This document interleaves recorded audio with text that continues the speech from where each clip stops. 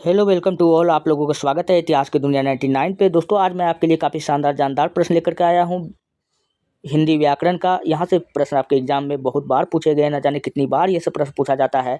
तो चलिए हम लोग वीडियो को स्टार्ट करते हैं। पहला प्रश्न है, नवयुवक में कौन सा समास है। नवयुवक शब्द में पूछ रहा है कौन सा समास है, तो आपका राइट आंसर हो जाएगा कर्मधारय समास हो जाएगा। कर्मधारय समास। बच्चों कर्मधारय समास को हम लोग पहचान कैसे करेंगे, तो कर्मधारय समास के बारे में आपको याद रखना, इसका एक पद विशेषण होता है। क्या होता है? पहला पद विशेषण होता है, यानी पहला पद विशेषण होगा, पहला पद विशेषण होगा, पहला पद विशेषण होगा और दूसरा पद विशेष होगा। क्या होगा? दूसरा पद विशेष होगा। कौन समास में? कर्मधारय समास में। और दूसरा की पॉइंट याद रख लेना है, इसका पहचानना अगर आपको है तो दूसरा की पॉइंट आपको याद रख लेना है कि इसको तोड़ने पर रूपी शब्द आता है। क्या आता है? रूपी शब्द आता है तोड़ने पर। तोड़ने पर कौन सा शब्द आएगा? रूपी शब्द आएगा। जैसे अगर आपसे कह दिया जाए कि क्रोधाग्नि, क्रोधाग्नि में कहेगा कि कौन सा समास है, तो बच्चों आप लोग क्रोधाग्नि को अगर तोड़िएगा तो क्या कहिएगा? क्रोध रूपी अग्नि। क्या कहिएगा? क्रोध रूपी अग्नि। तो रूपी आया ना तोड़ने पर, तो कौन सा समास हो जाएगा? कि कर्मधारय समास हो जाएगा। फिर हो जाएगा विद्याधन।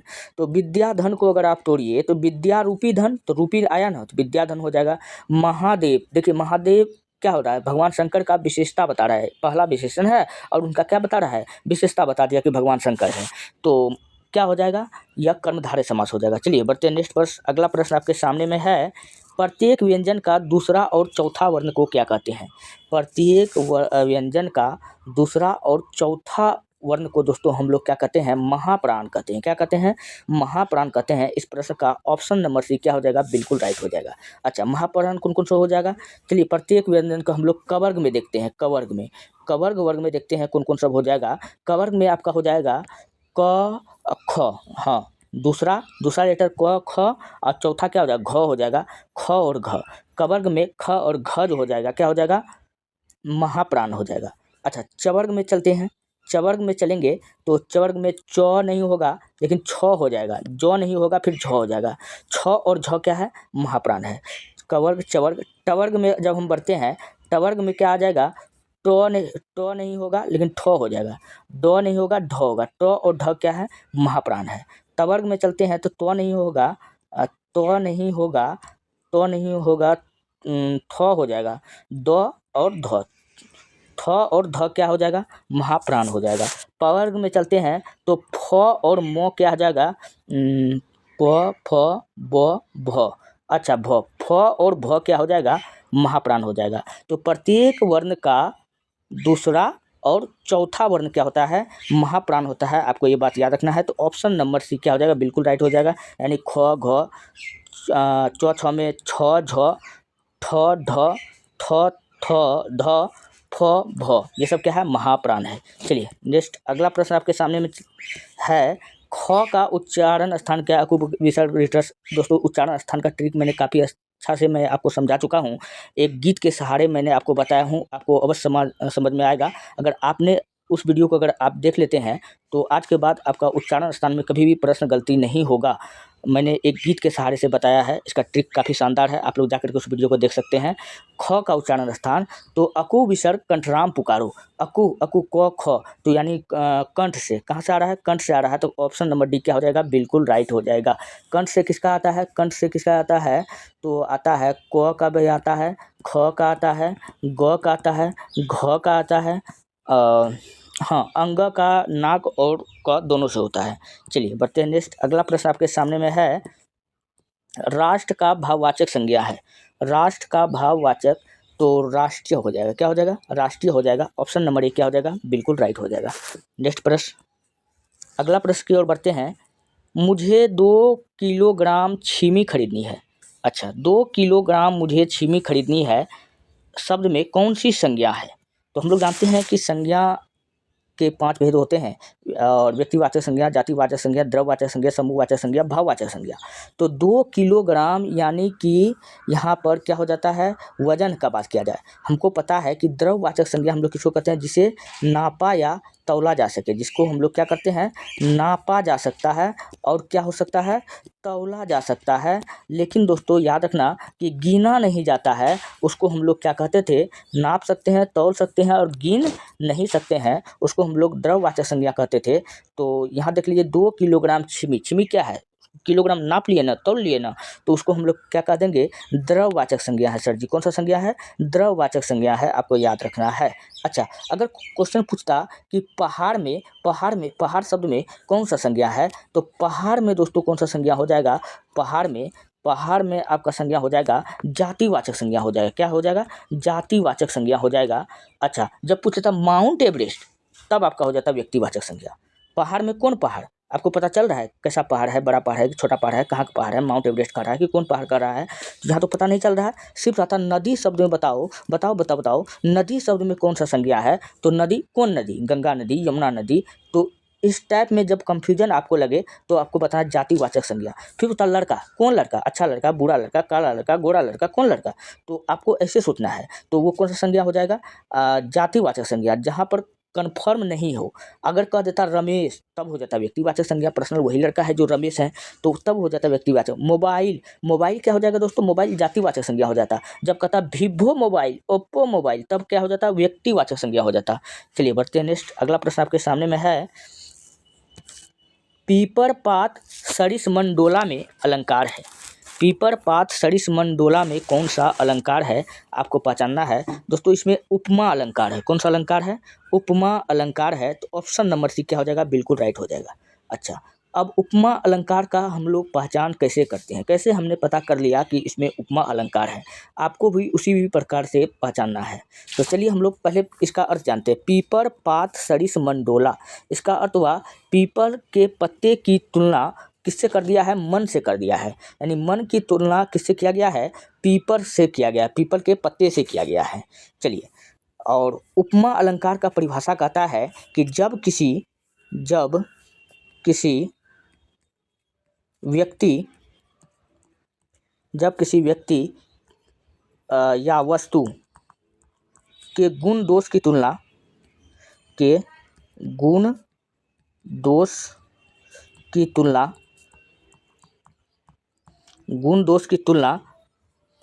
अन्य वस्तु से की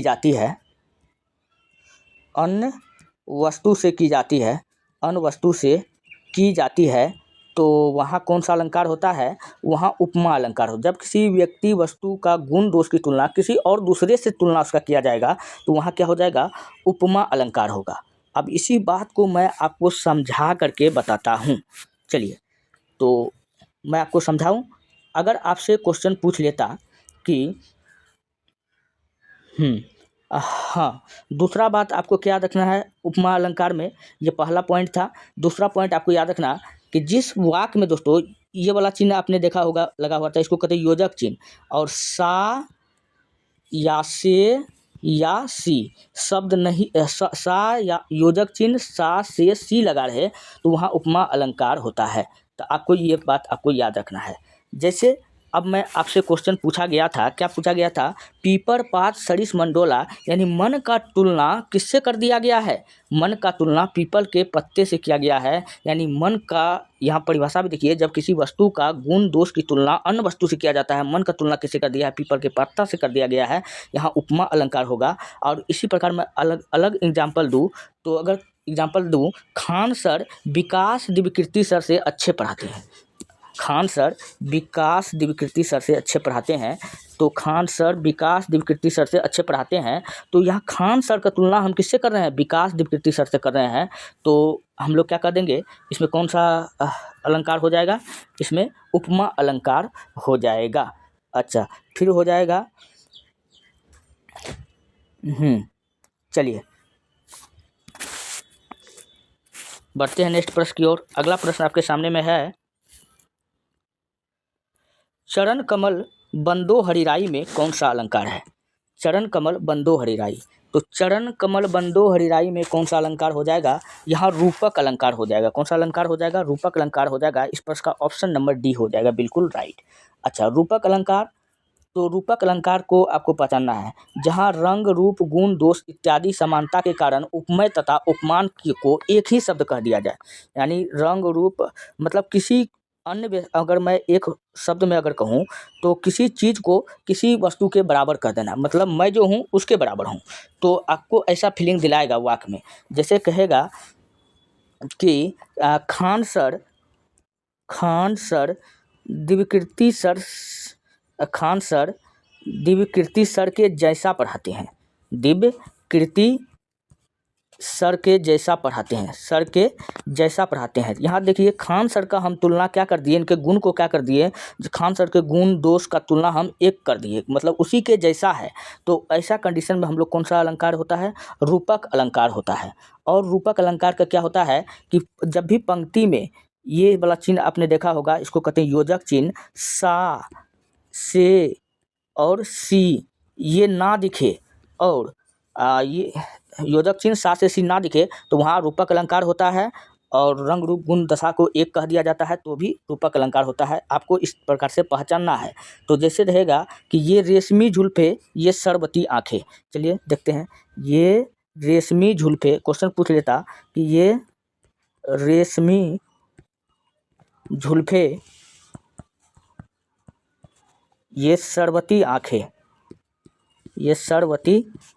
आंखें, इन्हें देखकर जी रहे हैं सभी। तो यहाँ देखिए कहीं पर सा, से, सी या योजक चिन्ह ऐसा वाला कुछ दिख रहा है? नहीं दिख रहा है, तो हम कौन सा अलंकार हो जाएगा? तो यहाँ पर हो जाएगा रूपक अलंकार हो जाएगा। इस प्रश्न का ऑप्शन नंबर डी क्या हो जाएगा? बिल्कुल राइट हो जाएगा। चलिए बढ़ते हैं नेक्स्ट प्रश्न की ओर, अगला प्रश्न की ओर बढ़ते हैं। अगला प्रश्न है, बाबा ने मुकेश को डंडा से मारा, कौन सा कारक है? अच्छा, बाबा ने मुकेश को डंडा से मारा, तो बाबा ने, कर्ता ने, आपको कारक चिन्ह याद है? कारक चिन्ह कितना होता है? 8 होता है। नहीं याद है तो याद कर लीजिए। चलिए, कर्ता ने कर्म को करण से संप्रदान को के लिए अपादान से, लेकिन याद रखना ये अलगाव के सेंस में है। किस में है? अलगाव या जुदाई के सेंस में है। अपादान से, ये आपको पता है, कर्ता ने कर्म को करण से संप्रदान को के लिए अपादान से संबंध का के की संबोधन अजी, अहो, अरे, आप लोग लिख लीजिए। यहाँ पर क्या कर रहा है? बाबा ने यानी कर्ता ने, यानी मुकेश को डंडा से मारा है, तो ने आ रहा है, तो ने कौन चीज़ में आ रहा है? कर्ता में आ रहा है, तो तब ना कर्ता ने कर्म को हो रहा है, तो कर्ता हो जाएगा। ऑप्शन नंबर ए क्या हो जाएगा? बिल्कुल राइट हो जाएगा। आप लोग कारक चिन्ह याद कर लीजिएगा। चलिए बढ़ते हैं नेक्स्ट, अगला प्रश्न आपके सामने में है, पेड़ से पत्ता गिरता है में कौन सा कारक है? तो कारक चिन्ह 8 होता है। कर्ता ने कर्म को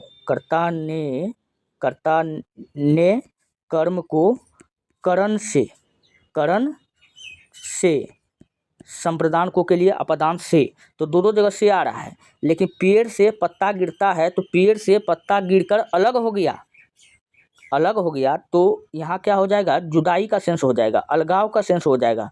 तो इस कंडीशन में हम लोग अपादान कारक का यूज करेंगे, ना कि करण करेंगे। तो ऑप्शन नंबर सी क्या हो जाएगा? बिल्कुल राइट हो जाएगा। नेक्स्ट अगला प्रश्न है, साकार में उपसर्ग है, साकार शब्द में कौन सा उपसर्ग है? तो साकार शब्द में जो है सा जोड़, अगर इसका संधि विच्छेद करें तो सा जोड़ आकार होता है। क्या होता है? सा जोड़ आकार होता है। तो यहाँ पर आप देख सकते हैं सा उपसर्ग है। क्या है? उपसर्ग किसी भी शब्द का पहले लगता है। क्या लगता है? किसी भी शब्द का पहले लगकर उसका अर्थ में परिवर्तन ला देता है, उसी को हम लोग क्या कहते हैं? उपसर्ग कहते हैं।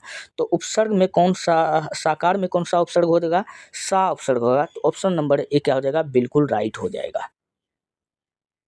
नेक्स्ट, निम्न में कौन सा शब्द तत्सम नहीं है? अब कौन सा शब्द पूछ रहा है कि तत्सम नहीं है? तो घृत जो है यह तत्सम है, बिल्कुल सही बात है। आंसू, अच्छा आंसू जो है, आंसू जो है ये तद्भव है। अगर अश्रु रहता, अश्रु तब होता तत्सम। तो ये भी ये क्या हो जाएगा, तद्भव हो जाएगा। दुग्ध ये भी तत्सम है, तत्सम नहीं है, हमको खोजना है। और अतीन भी क्या हो जाएगा, ये भी तत्सम है। यहाँ तो हमको दोनों सही लग रहा है। ये भी तत्सम है। आंसू क्या हो जाएगा, आंसू तद्भव होगा, क्या होगा, तद्भव होगा। और अतीन भी क्या होगा, तद्भव होगा। दो को तद्भव मिल रहा है, यहाँ ऑप्शन थोड़ा सा मिस हो गया है। तो आंसू और ये दोनों तद्भव है, तो कोनो एक ऑप्शन नहीं होगा, हमारे ख्याल से दोनों सही हो जाएगा। नेक्स्ट, और अतीन का अर्थ इसलिए मैं आपको बता देता हूँ कि अतीन का अर्थ होता है अधिक या बहुत ज़्यादा। क्या होता है, अधिक या बहुत ज़्यादा होता है। नेक्स्ट, अगला प्रश्न, तालव स, मूर्धन स, दंत स और ह व्यंजन है। अब ये कह रहा है कौन सा व्यंजन है, तो यह जो है ऊष्मीय व्यंजन है। क्या है, ऊष्मीय व्यंजन है। तो ऑप्शन नंबर डी क्या हो जाएगा, बिल्कुल राइट हो जाएगा। अच्छा, एक होता है अंतस्थ व्यंजन, य, र, ल, व। क्या है, अंतस्थ व्यंजन है। इसको हम लोग क्या कहते हैं, अंतस्थ व्यंजन कहते हैं। इसको बोलने में हमको कम पावर लगता है। क्या लगता है, कम पावर लगता है। य तुरंत बोल दिए, र तुरंत बोल दिए, लेकिन तालव स देखिए ज़्यादा टाइम लग रहा है। मूर्धन स, दंत स, इसलिए इसको हम लोग कहते हैं उष्ण व्यंजन। या नहीं तो आप ऐसे सोच सकते हैं, उष्ण मतलब क्या होता है, गर्मी मतलब ज़्यादा बोलना पड़ता है, ज़्यादा भाप निकलता है। स, मूर्धन स, दंत स, इसका उच्चारण स्थान को आप गौर कीजिए, तो लगता है कि ज़्यादा गर्मी फील हो रहा है। जब आदमी को जब ठंडा लगता है, तो जब ठंडा लगता है तो आदमी कोई तालव स मूर्धन स नहीं कहेगा, कहेगा कि य, र, ल, व। इस प्रकार से इसे फील होता है ठंडा लगने के बाद में। तो अंतस्थ व्यंजन य, र, ल, व हो जाएगा। तालव स, मूर्धन स, दंत स और ह ये क्या हो जाएगा, उष्ण व्यंजन हो जाएगा। इस प्रश्न का ऑप्शन नंबर डी क्या हो जाएगा, बिल्कुल राइट हो जाएगा। चलिए बढ़ते हैं नेक्स्ट प्रश्न की ओर। अगला प्रश्न है खर का, चलिए यहीं तक छोड़ देते हैं, इसके बाद में बताया जाएगा। तो ये रहा दोस्तों आज के कुछ प्रश्न। अगर आपको वीडियो अच्छा लगता है, हेल्पफुल लगता है, तब आप हमारे चैनल को सब्सक्राइब कर लीजिए और वीडियो को लाइक कर दीजिए। जितना हो सके अपने दोस्तों में शेयर कर दीजिए। मैं हर रोज़ आपके लिए काफ़ी शानदार जानदार प्रश्न लेकर के आते रहता हूँ। और आपके लिए बता दूँ कि रोज क्लास का PDF जो है टेलीग्राम चैनल इतिहास की दुनिया 99, ITIHASKIDUNIYA